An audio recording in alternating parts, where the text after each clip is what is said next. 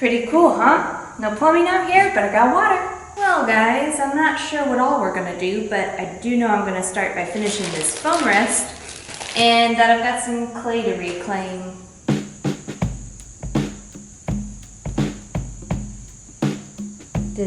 I made this slab a while back, so I'm gonna fold it gently.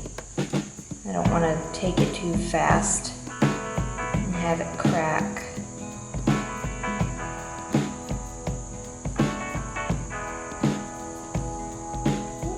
There we go, get some cracks.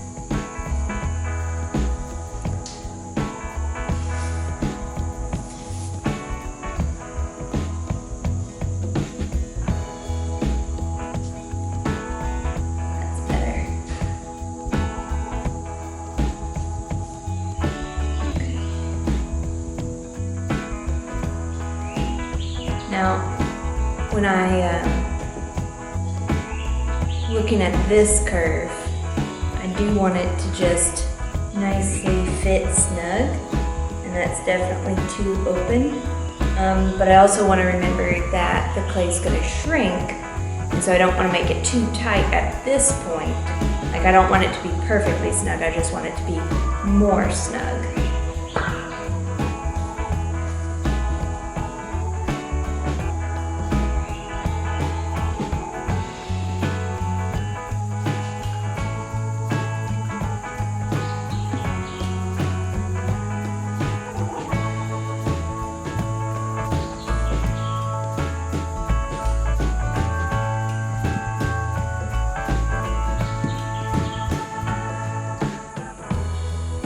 Actually, I don't want that to stick out, so I'm gonna cut this at a bevel.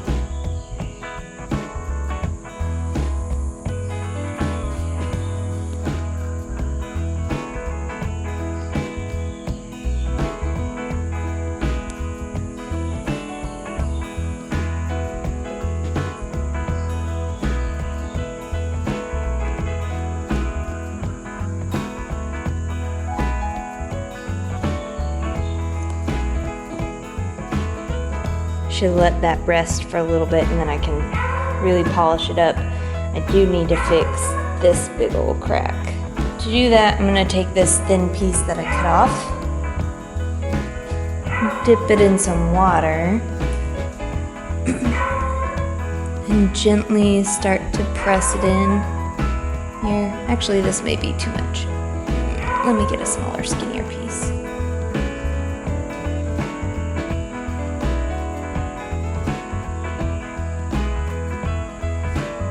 Start to press that in.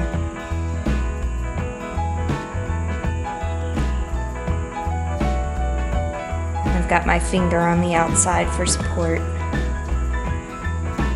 And then when I'm done, I'll just need to check that that angle still works and still supports my foam the way that I want it to. Okay, I think that's all done. Looks pretty good. Could clean up the bottom a little bit, but I've wet the surface so much that I probably need to just let it rest for a bit. Now that that's done, next we gotta reclaim this clay.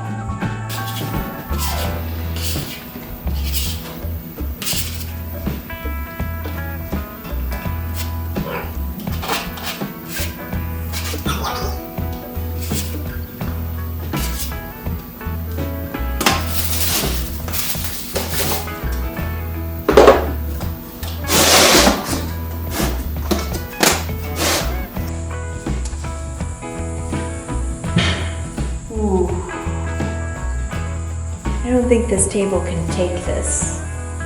Move back over to my other table.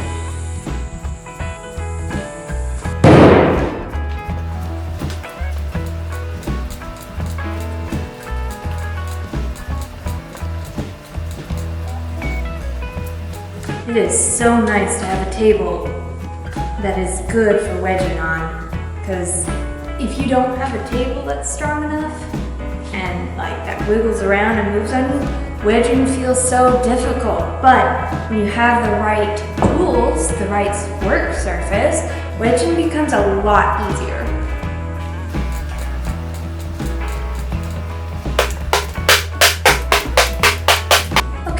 now that that clay is reclaimed and put up, I want to work on this little pinch pot some more.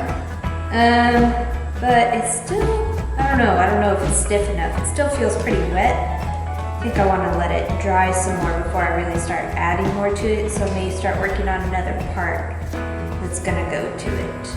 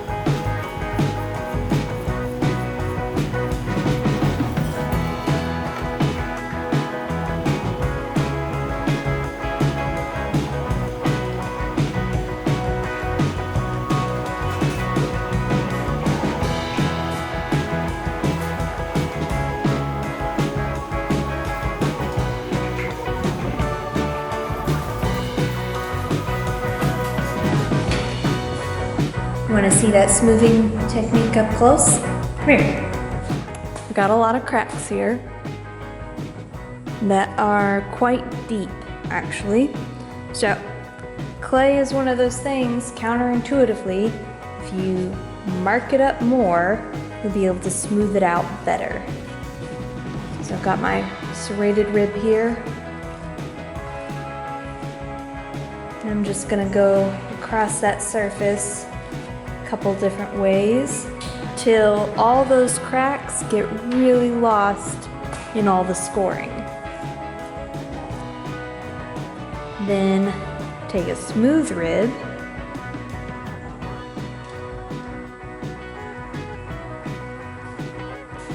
and you're able to move all that clay around more easily, fill in gaps, as well as take off excess.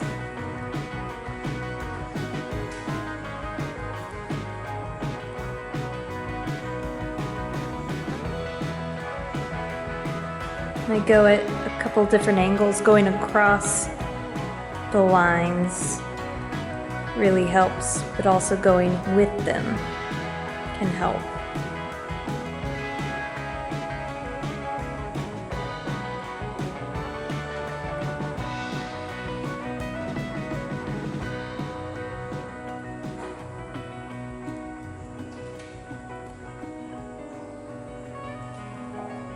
And that's how making things worse can actually make things better.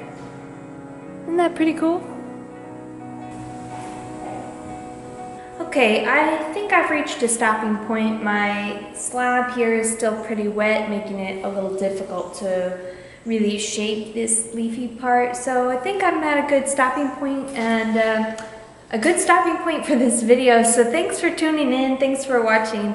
I recently hit 100 subscribers, which is really exciting. I'm really enjoying getting to share something that I love with all of you guys, so thank you. Recently I finished a video making my dog's pot for his treats and stuff, and I made 3 different versions. One of just like the best cuts, a shorter version, one that had the full build process at 10 times speed, and one that had the full build process at 5 times speed. So I'd love to know, which of those did you watch? And if you watched more than one, which was your favorite? Okay, yeah, that's it. I'll see y'all next time.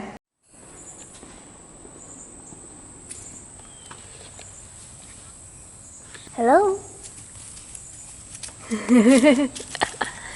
Are you having a good time? You got your toy? Yeah. Oh, thank you. Yeah. I've had to keep my door open today because this one complains if it's closed. Perfectly content to be outside. He's got me trained for sure. Let me know in the comments below, what has your pet trained you to do? Alright, talk to you next time.